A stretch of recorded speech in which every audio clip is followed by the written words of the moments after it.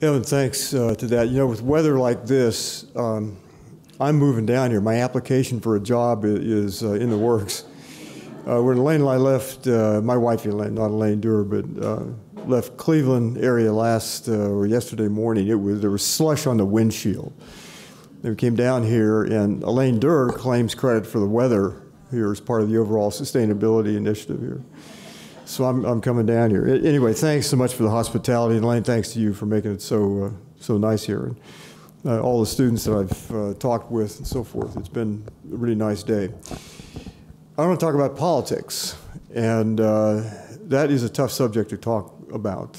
You're told never to talk about politics, sex, or religion, and I'm going to talk about politics. But I want to explain some things first. The talk isn't intended to be Republican or Democrat, conservative or liberal. And I'm old enough to say that if you are a liberal or a conservative and identify yourself only as one of those things, you aren't thinking. As you get older, you're going to be a little bit of everything. So how many of you consider yourself to be liberals? How many conservatives? How many are just plain confused? How many FBI agents are in the audience? Okay, we got a couple. All right. So you're recording this. This has become a hotbed, and I want to explain that. In my thinking, I spent most of my life teaching political science or working in the field of sustainability broadly. And I've concluded that the thing that is our weakest link in building a decent society has been the way we conduct the public business. That gets you very quickly into subjects of politics and governance. And most all the muddy little footprints of any environmental disaster go back to a regulatory body that didn't do its work, like Flint, Michigan, you'll hear about tomorrow, or a state legislative body, or the federal Congress, or whatever. It's politics. And for all of you who are students here, this is your biggest challenge. The biggest impediment to your future, a decent future for you, prosperous, decent, and so forth, is the way we do our public business. So this is not a side issue. This is something you're implicitly involved in. And if you say, well, gee, I'm really not political, there's no way you can be not political. Even being not political means you're political in a way of being in the sidelines and supporting the status quo. There is no logical way one can be apolitical. That doesn't happen. So your choice is where you weigh in politically. Do you vote? Do you participate? And so forth. Now, democracy is a tough thing. It requires certain things to happen. The founders listed, and part of my talk is on political theory. I'm going to say nothing you haven't heard before, but I want to package it in a way that we've forgotten a good bit of what made us a great nation and now is in jeopardy. So I do want to talk about politics. And again, I want to emphasize, this is not a conservative or liberal talk. It's not intended to be partisan in that sense. And I would say that if you identify yourself as a conservative, you can be a good conservative and be concerned about the future of humankind. That's fine. And at the end of the talk, I'll explain why I think that's true. You can be a good liberal and be concerned about the human future. That's fine. But what you have to agree to is that there are certain rules that govern the political process. And imagine, I've said a couple times today, that imagine a football game where the teams show up with Uzis and hand grenades and no referees. That, at some point, isn't football anymore. That's war. And so the rules of the game matter a great deal. And so the rule of law, as it's called on television frequently, the rule of law is important. It's not a trivial thing. It's the thing that allows us to come together across our differences to conduct the public business. Jim Hansen, in the slide here, is probably the best, or certainly the best known, and probably the best climate scientist alive. And the comment on the slide is the theme of what I would like to talk about. I don't think we can solve issues like climate change or loss of biodiversity until we first fix the democracy. And so I'm going to jump ahead and just to say this, that if you consult public opinion polls, and you ask how many people want clean air or clean water or a stable climate and so forth, it's big majorities. changed a little bit, but it's big majorities. And it's Republicans and it's Democrats alike. Nobody gets up in the morning and says, I really want to drink some polluted water. Or I really want to knock a mountaintop off in West Virginia just for the fun of it. Nobody talks like that. Nobody thinks like that. So we are joined as people around a common concern for environment and for all that means. We, however, don't get what we want. And across this chasm, what happens in policy and regulation and law is more often than not totally at odds with what we want. And the bridge that connects public opinion, or should connect public opinion, with public policy and regulation is broken. So the task of your generation and mine is to repair that bridge, to make sure we get a future that in fact works for all of us. So here goes. Let me talk about climate first, and I'm going to repeat a lot of things you already know. It is the big issue. In most every room, this is the unspoken or unseen elephant. This is the Keeling Curve, and all of you have seen this before, but this is simply the breathing in and out of carbon dioxide in the atmosphere. The baseline data starts at around 1880. It's about 280 parts per million at the baseline. We have good record from ice cores and other inferential data to know that 280 was about the limit. It didn't go above that or below that much. It was pretty steady for at least 800,000 years, and probably in some ways more like several million years, or some people take it back further than that. The problem is this. As that goes up, there's about a 30-year lag between what comes out of our smokestacks and tailpipes and the climate change-driven weather effects that we see. And so we don't know in 2019 what the weather is going to be, because it's not going to be based on emissions this year.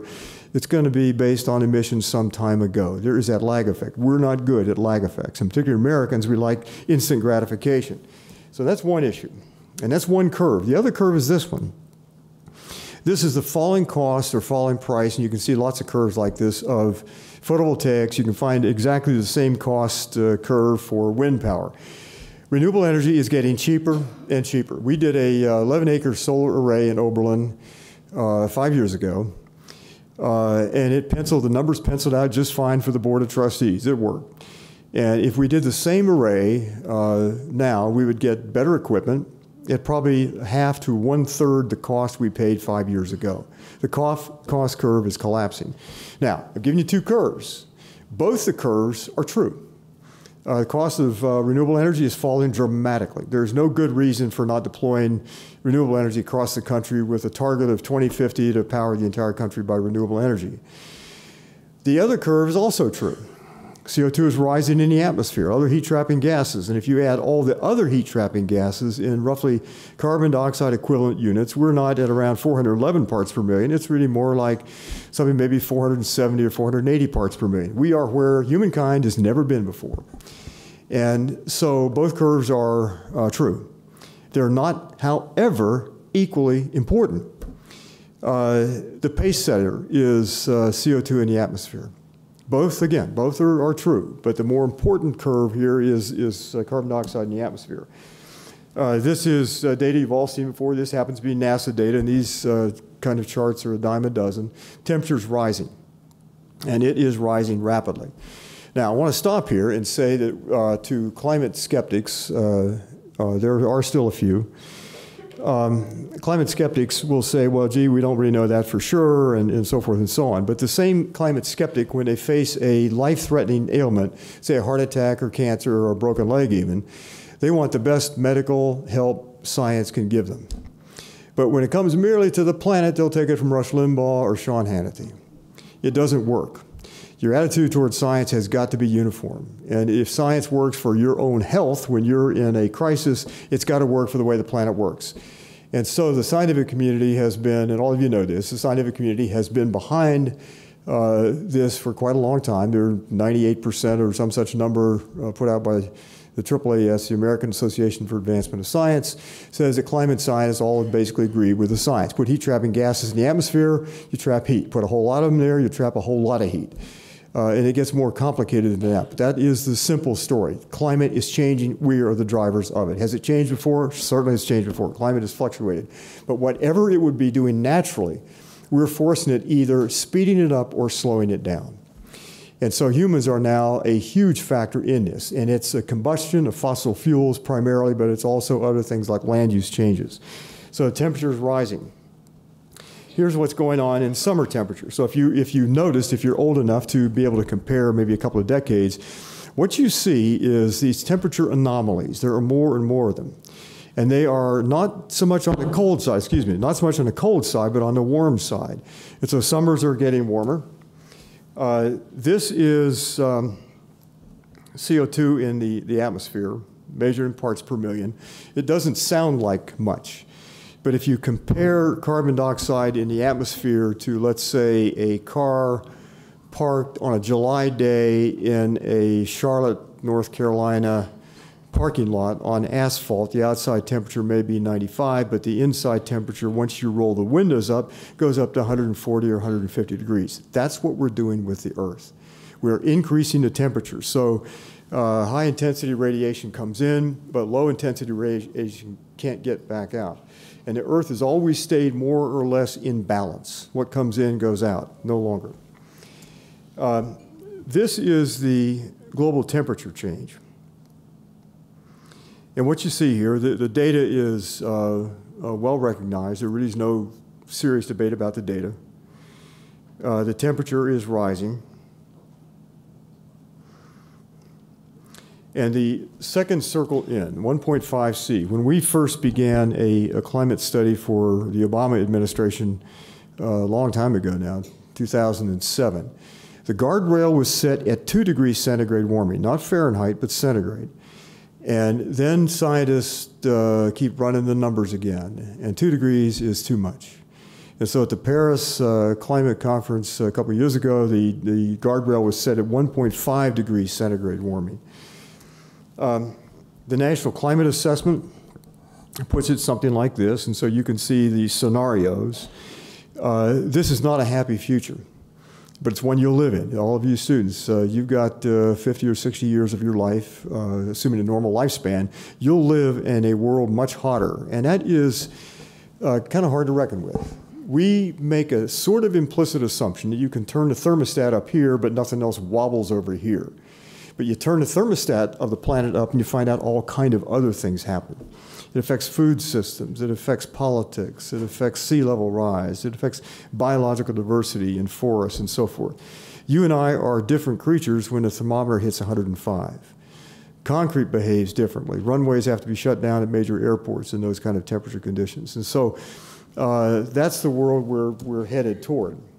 How does it hit the South? This is a AAAS, American Association for Advancement of Science, estimate of the economic burdens. A lot of it is going to hit here in the Southeast. And so this is something that has yet to play in politics here throughout the southern states. But the heavy part of the burden is going to fall on, for the most part, it'll fall on everybody, but the South is going to be in the crosshairs. So here's a challenge for those of us that work in higher education. Somehow what is missing in all of this is a view of a system. How does this work? This was the New York Times last summer after an article came out in Proceedings of the National Academy of Sciences. It talks about cascading systemic failures, where one thing leads to 3 things, leads to 20 things, and so forth. One thing goes wrong, and then lots of other things fall apart.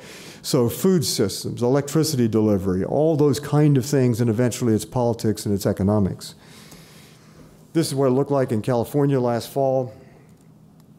That is Houston, another shot of Houston, but all over the world, climate anomalies, these hottest hots, wettest wets, driest dries, windiest wind conditions are breaking out. We set climate records almost every day.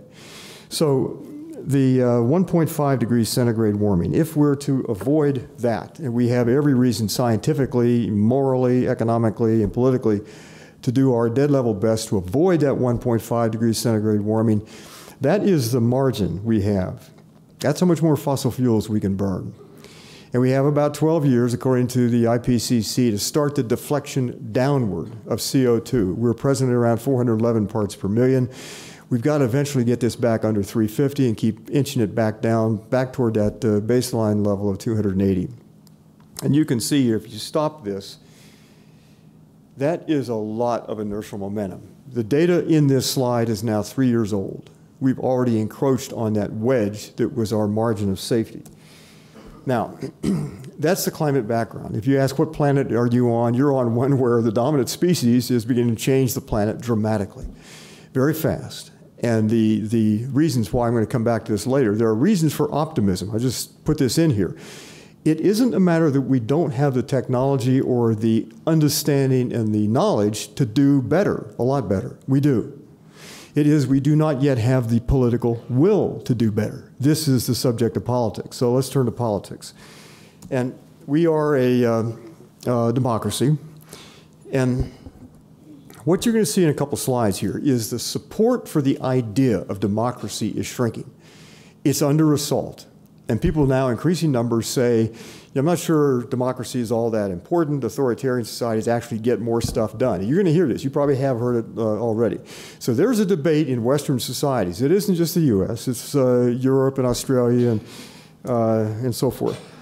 Are we a democracy? And the slide collapses a lot of data. The important part here, you can read all this, and I hope you in the back can see this, but the important part here is this is one of the major studies done on politics in the past 20 years or so.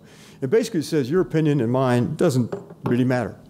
It's people with money, it's lobbyists on K Street. This ought to outrage every one of us because, again, crossing this chasm from what we want, public opinion and so forth, and what we get in terms of laws and regulation and so forth are very different. And the reason is, it is simply that money prevails in these things. So this is some of the public opinion polls. If you ask people not to overturn, 71% support Roe v. Wade, whatever your stand on abortion is. The public by and large wants women to control their reproductive decisions. 70% want to overturn Citizens United, which is the decision made by the court to allow major, what's called dark money, come in without any accountability and so forth, and corrupting elections. In partisan gerrymandering, you've got that here in North Carolina. We have it in Ohio. It's characteristic of American politics all around. So, but you can see that there is strong public support, but it's not what we get. In terms of democracy, this is data from the World Values Survey. And they're surveying people all over the world, essentially in democratic societies. But the younger you are, according to the data, the less likely you are to support democracy. And there are lots of complicated things behind that. But support for democratic government is in retreat. And it's not just not just young people and so forth. It's elites. It's wealthy people. And so across all sectors, support for democracy is in retreat. So it puts us back to understand what is it about democracy that we think is important. And I'm going to leave that an open question, but I would start with only one thing. Only in a democracy do you have a chance of being protected as an individual.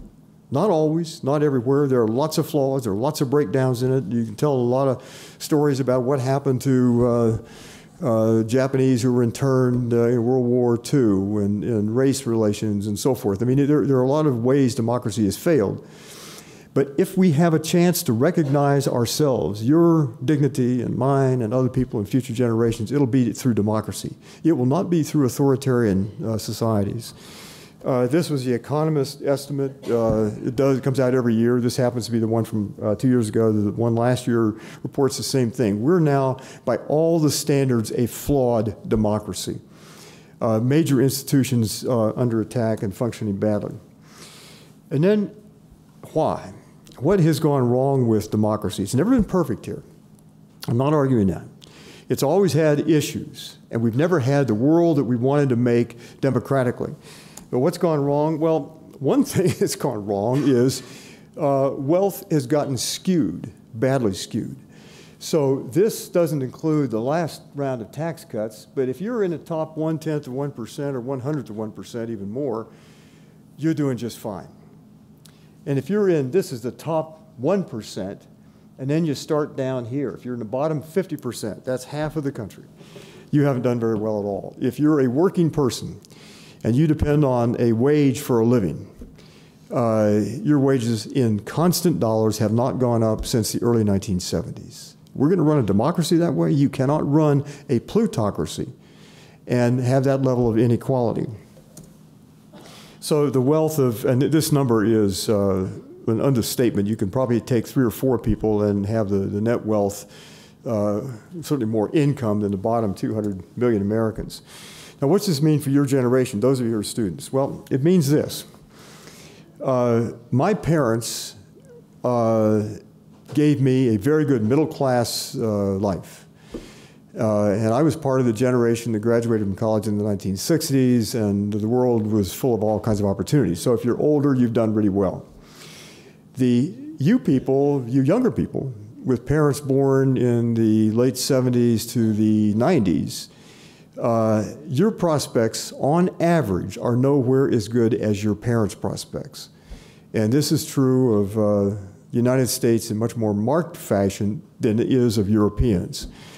And so you're economic to the extent that democracy depends on some level of equality. You're going to have a lot less of it than your parents and their parents had. And then if you take a look at this, this is income growth and inequality. The bottom 50% have basically a negative income here. The top 100 to 1% have done quite well. And it depends, it doesn't matter which data you draw from. The story is the same. You're getting screwed. And income is more and more concentrated at the very top, and the laws are keeping it at the top with tax breaks. 2 really good books on this. Jane Mayer, who writes for the New Yorker magazine's analysis of what she called dark money. It's money it's unaccountable that is corrupting American American elections and so forth. That book is out in paperback. It happens to be in your bookstore down the street. And as Zephyr Teachout, who is a lawyer at Fordham University, Corruption in America is a good historical analysis. Here's kind of what it buys. And you can see this as well as I can, but what has happened is that on climate issues, selling fossil fuels is a $3 trillion a year business. $3 trillion a year. And it's not going down. So if you're in that business, you're going to fight to keep that money flowing. And so how does that happen? Well, this is called simply an echo chamber. And I want to underscore one thing here. Climate change is not a Democratic issue. It's not a Republican issue. It is a human issue. It affects every one of us. It's going to affect Republicans and Democrats alike. But most of this, most of the denial and most of the political corruption around this has come because fossil fuels are hugely profitable. And so there is a communication system around it, around the denial of the reality of science. But again, if you need medical care, you're going to want the best science money can buy. But when it comes to climate change, there are some people willing to take it from, Lord knows, from anybody else. What happened in American politics, I think, was also this. There was, and this is going to get a little partisan, but there was a certain edge introduced in American politics. And when I lived in Atlanta years back, Newt Gingrich was just starting his career. And this was pushed. It was to make American politics a little meaner, a little nastier. Now, politics has never been beanbag. I mean, it's been a tough profession, always has been. People fight like hell in politics. But again, the rules of the game were important. And something happened in terms of those rules. Jacob Hacker at Yale University and Paul Pearson at the University of California have written a series of really good books analyzing this. And the long story short is that Democrats stayed roughly where they were. And this is not an argument for Democrats, but Democratic voters stayed more or less where they were, changed on some issues. It was the Republican Party, and I grew up in a Republican home. It was the Republican Party that went steadily to the right. And there were no enemies to the right. And the echo machine on the previous slide kind of underscored that. And so there was a systemic change in the way American political reality worked. And it didn't work for the common good. Nancy McLean teaches history down here at Duke University, wrote a great book called Democracy in Chains. And what she documents was some of the backroom dealing and some of the people involved in this.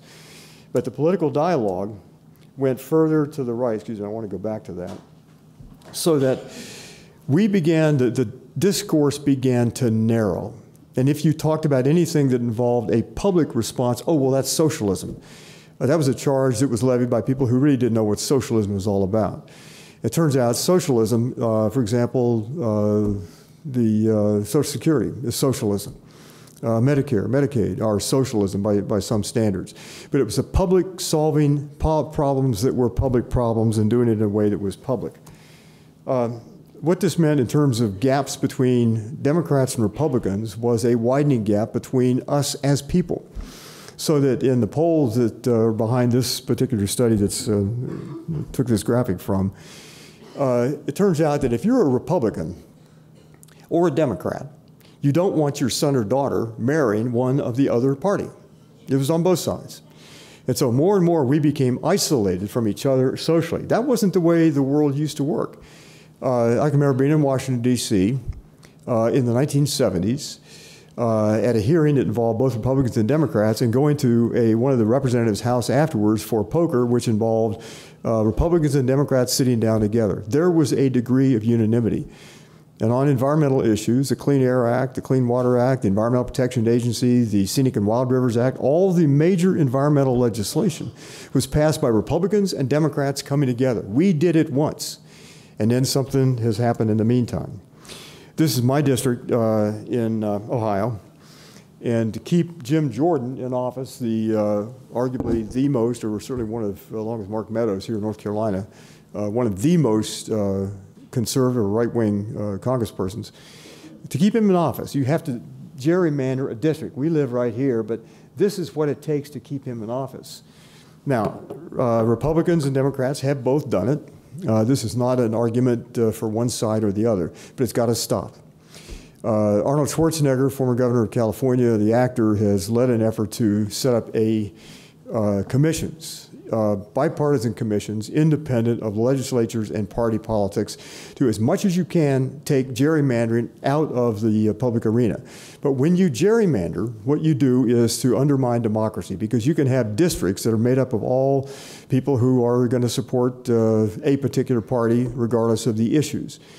Gerrymandering is one of the assaults on democracy. So here's what it looked like in eastern Pennsylvania. That's a district right outside Philadelphia, or includes Philadelphia. And then this was a couple of districts, one of which, the one on the left, has been changed a bit, but this is what happened in North Carolina. But you can go almost to any state in the U.S., and you can find districts gerrymandered. In Maryland, Democrats do it to keep Maryland a Democratic state. In Ohio, it's done to keep Ohio largely a Republican state. Let me mention something else. This gets into law, and I don't want to spend much time on this, but the way corporations work, the way corporate law has worked, is to make corporations legal persons. And the first court case is the one at the top here, Southern California versus Santa Clara County. On the merits, it was not an important case. It was about unpaid taxes on railroad right-of-ways. And what the court allegedly decided was that corporations are legal persons. And that gets into some complications. There's two or three ways you can define a legal person. But what it meant was that a corporation had then the same rights that you and I do. You and I are mortal. We can be in one place at one time. We have limited assets. We are presumably ethical and moral people. Corporations are simply large pots of money looking for highest rate of return. But as this came out, it turns out that the corporations weren't really declared to be persons. The secretary to the U.S. Supreme Court at the time happened to be a railroad attorney. And it was in their advantage to make corporations be labeled as persons, because then corporations had the rights that you and I do under the Bill of Rights. Freedom of speech, freedom to lie, freedom to do anything you want to do. But they were protected under the Bill of Rights as you and I should be. And in particularly the 14th Amendment, which was supposed to be one of the Civil War amendments for people of previous servitude. But this has led to a chain of decisions by which the corporations now assume powers that are not rightfully theirs. And it takes a good bit of legal gerrymandering. All right, so what? Democracy going downhill. Big deal. Climate is changing, but we'll figure out other ways to deal with that. The markets will handle all that. So what? The so what is partly in the decline of the United States in virtually every major indicator. Take a look at that. That's you, and that's me. And where we used to be at the top 1 or 2 nations in the world, we're now down at the bottom of the developed nations. And we compete for a lot of undeveloped nations in terms of child mortality and lifespan and so forth. That's what's happened in the United States. It hasn't happened equally across the U.S. It's happened from that, roughly 3/4 of the population and working down. It's not happening at the top 1/10 of 1%. A couple years ago, spent a few hours in Nuremberg. And if you try to answer so what, here's a so what for you. Germany, the land of Kant and Goethe, science and industry, incredible people who have done incredible things in the world. But something went wrong after World War I. And lots of reasons behind this. There are lots of books written on this and lots of analysis. But something went wrong. And you go to the old rally grounds where Hitler gave these harangues to literally hundreds of thousands of Germans lined up. They were desperate. Their political system had collapsed. The Weimar Republic, for lots of reasons, had not performed well. Extremism and violence in the streets had happened. And so the right wing began to multiply and became very powerful. And so you look at that picture now. This is probably taken in 1934, 35. How many of those 150,000 people that are in that rally ground and fed into the slaughterhouse of World War II, how many lived through that? What happened to that country? And you can be in that rally ground now, and this is what it looks like now. It's still there. Germans have just walked away and cleaned up some of the rubble and so forth. There's a chain link fence there. But if you get real quiet there and just sit, you can hear the cheers and the harangues and so forth. And that country had gone off on the wrong way, and World War II was part of the price it paid. There's a price to be paid, in other words, excuse me, for getting your politics wrong. So the so what about democracy is when you get things wrong and they accumulate, as they did in Germany, there's hell to pay. That's a story we should be cautious about. So what do? Here comes the brighter part of the talk. The bridge that connects what we want as people and what we are capable of getting with technology and all the assets that we have and the policies and regulations we get is broken. This happens to be a bridge up in Minnesota. Words matter. And I would start by saying, let's reclaim our public language. Democracy is important. If I take any one of those words, how did patriotism become putting a bumper sticker on the back of a pickup truck? How did that become patriotism? How did the word conservatism or liberal become such nasty words to each other? Those are both good words. We need conservatives. We need liberals. We need people independent. We need the full spectrum. And again, every one of us in this room, if you're a thinking person, will be on some issues liberal, on some issues conservative. Sometimes your life will be more one than the other, but it's called a thinking person, not a ditto head, but a thinking person. But first thing I would propose is to take back our language. Second, let's go back to our roots. And this is a lesson in political theory or political history. Thomas Jefferson, in the quote here, this is taken from a letter he wrote to James Madison. And basically he was saying in the letter, Madison happened to disagree with it, but what he was arguing is that no generation has the right to impose debt on future generations. What is climate change but a massive form of debt that my generation is putting on you, those of you who are students here? It is a massive form of debt. It cannot be repaid.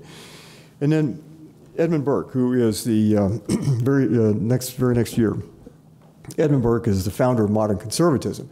And Burke, in this wonderful book called Reflections on the Revolution in France, it still makes great reading. He was a great polemicist and a great writer. Burke says virtually the same thing from a conservative perspective.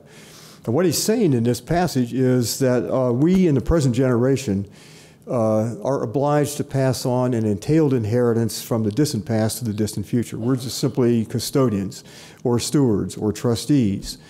And so you see the convergence. So when we say that the right wing and the left wing are different things, no, they're not. You can come together around a common set of principles and agreements that says we in the present generation have no right to impose debt on the future generations.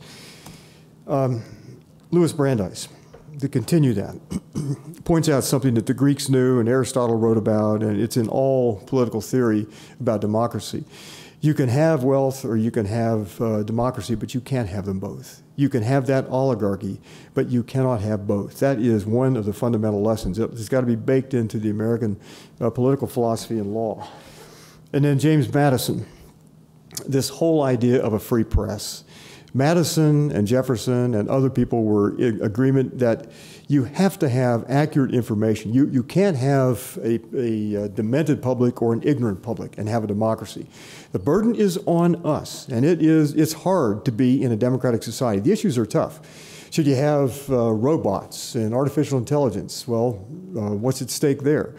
Climate change is just one of a series of many issues that we ought to be engaged in. But that means that you and I have to do our homework as citizens of this. And then trust in government. We have had a bad habit of disparaging our government. And sometimes it deserves it. But you take any organization, and I said this afternoon, you could have the Women's Christian Temperance Union or Enron or Lehman Brothers or any number of organizations can be problems. But to say that government is the problem, get it off our back, well, what that means is you've just left corporations on our back. And so the point here is how do we begin to establish a competent government that actually does what needs to be done? And that's a big part of that bridge from the chasm of public opinion to the policies and laws and regulations that we get. So trust in government.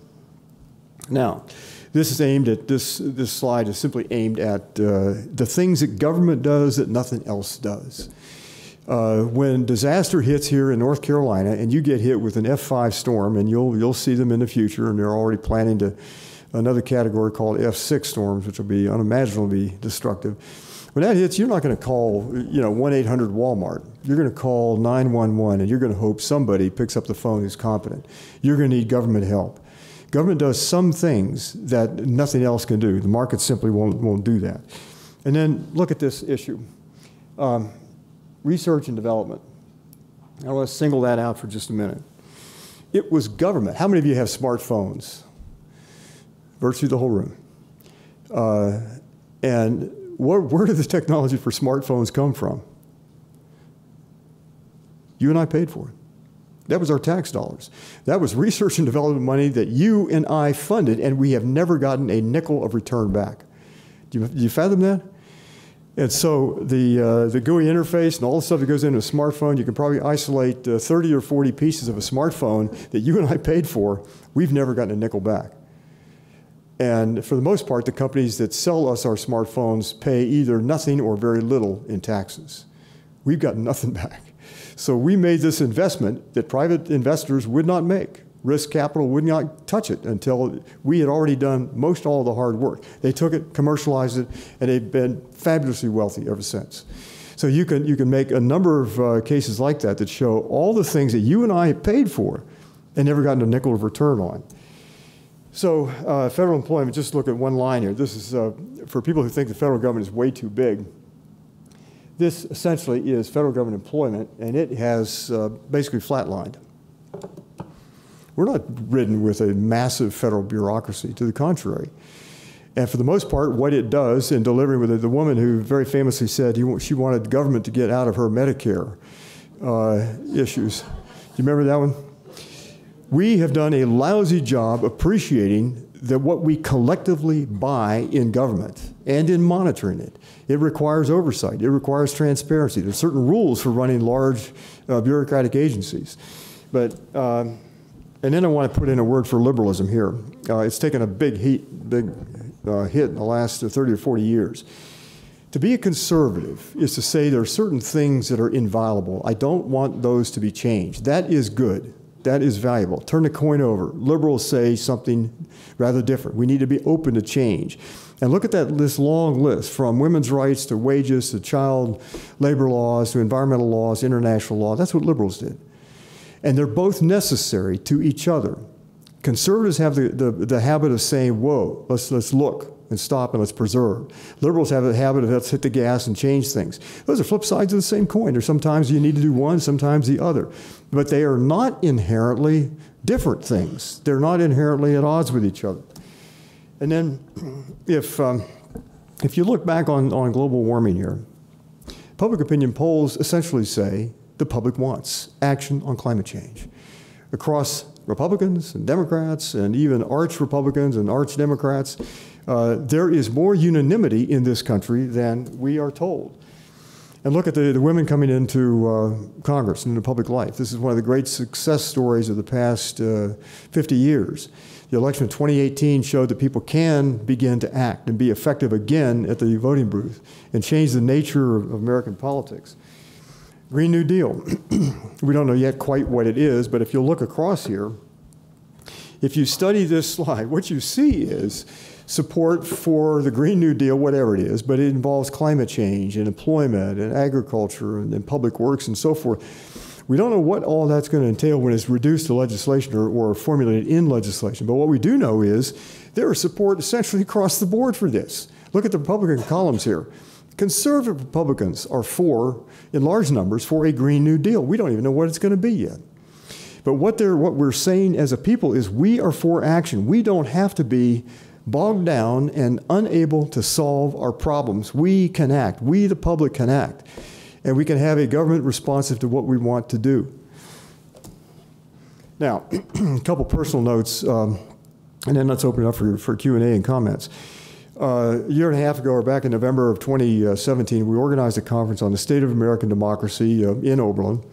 We had 32 speakers in 3 days, including William Barber, Reverend William Barber here from North Carolina, and Jane Mayer from New Yorker, and Tim Egan from the New York Times, and so forth.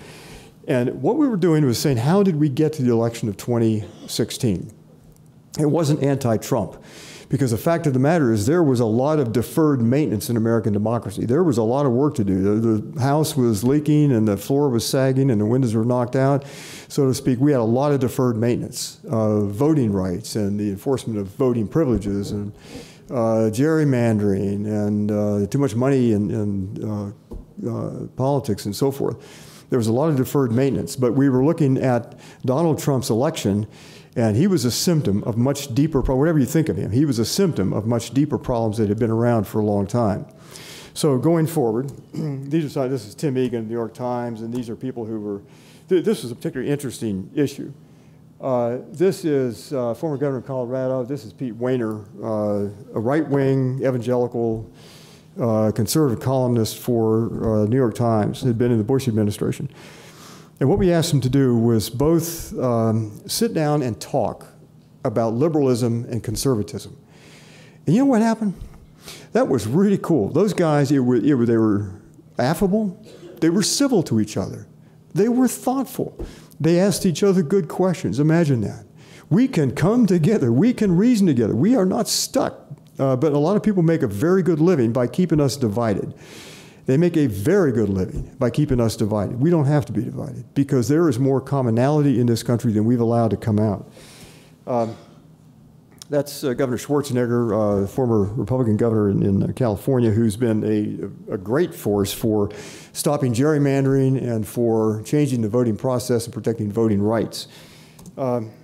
William Barber was, as you know here in North Carolina, was like an exclamation mark on the event. He was absolutely fabulous. And what he did was to point out in a great concluding talk that this is a moral issue. How we conduct the public business. It isn't just politics. This is our core ethics. How you write a budget, for example, says all that we need to know or can ever say about our priorities. Who do we care for? How do we care for people? Do we care for students? Every one of you should have free education. This should not be, you should not leave a higher education with a lien on future income. We have students leave universities here in the U.S. with owing up to $200,000. That should never be. We ought to be protecting young people. We ought to be protecting future generations. That's part of our moral commitment to a sane, decent society. Frederick Douglas bears repeating here that things don't change. Power just doesn't concede. You've got to go into the streets sometime. I was asked a couple times today about whether you go into the streets or not and how you do it. It has to be done with some care and so forth. But This is going to be, to restore American democracy, isn't going to be a cakewalk. It's not going to be a picnic. You and I are going to have to come together. Republicans, Democrats, liberals, conservatives, around the idea that democracy does matter. It matters for every one of us. It's the only system of governance that has ever protected individual rights and human dignity. Never perfectly, but it's the only one that does it systemically.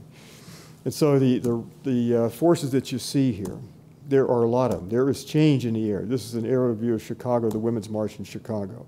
Indigenous groups getting involved, student groups getting involved. So what do you do? Well, let me summarize this by saying this. We as a people, if you were, let's say, put it this way, if you were at a betting parlor in, say, Alpha Centauri, you wouldn't bet much on Homo sapiens. You would assume they're too distracted. They're too much into cell phones or in consumption or their own personal lives. You wouldn't bet on us being able to come together. We've got to beat the odds. How do you do it? So on the screen, I've listed a whole bunch of things. Read. The one thing I will say for Donald Trump, to his great credit, he has caused a great deal, an outpouring of amazingly good books about democracy and about political theory. They're on my desk, and I read them, and they're some of the best writing on democracy ever written. He has given us, as a matter of fact, the book that we have coming out, some of the co-authors want to dedicate it to him. That's a really bad joke. Run for office, get engaged, write letters, be part of the community organizing around democracy. It happens at local levels. You don't have to necessarily run for office, but get engaged with all of this. And then, oh, by the way, on the climate change, when you build 100% solar. Build hyper-efficient buildings. That's the state of the art. The 2030 challenge is upon us to have every building here built so it is renewable by, totally renewable by 2030. And then Martin Luther King's words here. There is such a thing as being too late. Procrastination is the thief of time. Life often leaves us standing bare, naked, and dejected with a lost opportunity. The tide in the affairs of man does not remain at the flood, it ebbs. We may cry out desperately for time to pause in her passage, but time is deaf to every plea and rushes on. Over the bleached bones and jumbled residue of numerous civilizations are written the pathetic words, too late.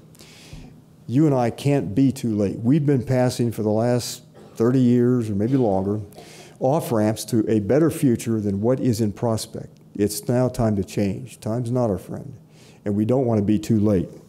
And I give a last thought to a cartoon. Our tendency is to wait and assume that technology is somehow going to bail us out.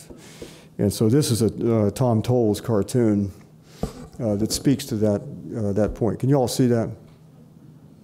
I want to end on that because these talks can get kind of heavy, and I don't want to just end on a heavy note.